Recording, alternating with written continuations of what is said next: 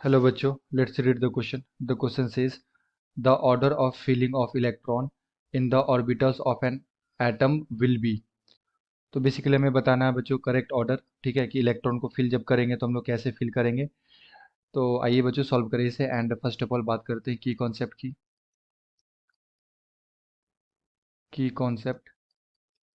तो basically question आया बच्चों इलेक्ट्रॉनिक कॉन्फ़िगरेशन से।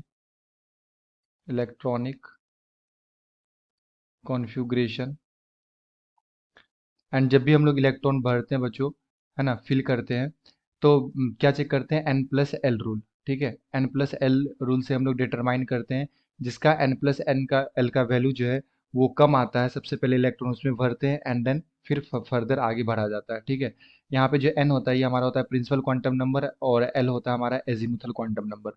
तो आइए एक एक करके हम लोग देख लें। तो जैसे हमारे पास यहाँ पे दे रखे हैं डिफरेंट टाइप के, तो सबसे पहले बात करते हैं बच्चों यहाँ पे 4s के लिए।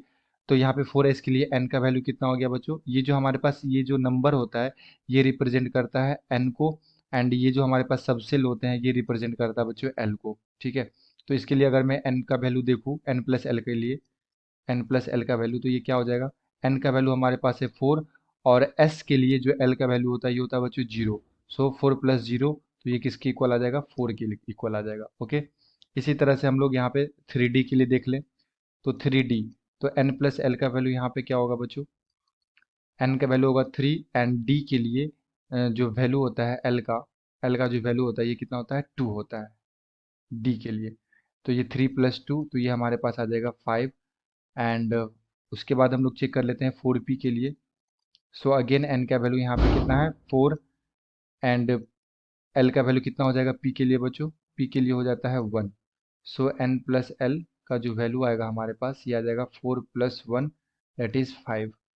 एंड 5s के लिए चेक कर लेते हैं।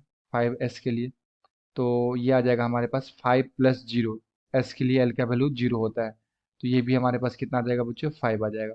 और लास्ट हमारे पास 4d, तो 4d के लिए चेक कर ले, तो ये भी हमारे पास क्या आ जाएगा, 4 आ जाएगा n का वैल्यू, और d के लिए l का वैल्यू कितना हो जाएगा, 2 हो जाएगा। ओके, तो मैं यहाँ लिख देता हूँ, l का वैल्यू 0 होता है s के लिए, l का वैल्यू 1 होता है p के लिए, l का वैल्यू 2 होता है बच्चों d के लिए, और l का वैल्यू 3 होता है f सबसेल के लिए। ओके, तो ये भी कितना आ जाएगा, ये आ जाएगा हमारे पास 6। अब इंक्रीजिंग ऑर्डर में अगर मैं इसे देखूँ तो सबसे पहले किस में जाएगा इलेक्ट्रॉन, 4s में जाएगा। उसके बाद किस में जाएगा बच्चों, यहाँ पे n प्लस एल का वैल्यू 5 है, यहाँ पे भी कितना है, 5 है। तो जब भी इस तरह का कंट्राडिक्शन हो जाए कि जो n प्लस एल का वैल्यू सेम हो जाता है, इस टाइम पे हम लोग चेक करते हैं बच्चों n, है ना, जो n कम होगा इलेक्ट्रॉन पहले उसमें जाएगा। जैसे यहाँ पे n प्लस एल के लिए 5 है, यहाँ पे भी 5 है, तो हम लोग n को चेक करेंगे, यानी कि इसको चेक करेंगे। ये यहाँ पे 4 है और यहाँ पे कितना है बच्चों, 3 है, यानी कि ये थर्ड ऑर्बिट को रिप्रेजेंट कर रहा है और ये फोर्थ ऑर्बिट को रिप्रेजेंट कर रहा है। तो पहले इलेक्ट्रॉन थर्ड ऑर्बिट में फिल होगा, उसके बाद फोर्थ में फिल होगा।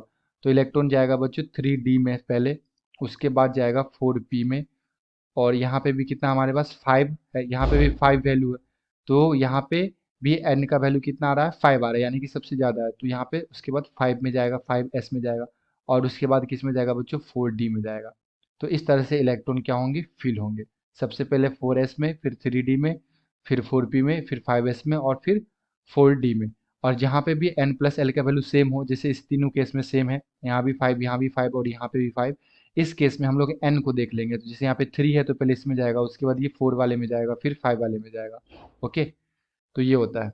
तो अगर मैं यहाँ पे बच्चों ऑप्शंस को चेक करूँ तो ऑप्शन नंबर बी में दे रखा है 4s, 3d, 4p, 5s, 4d। Okay, so option number B is the correct answer. I hope you will be understood it well. Best of luck. Thank you.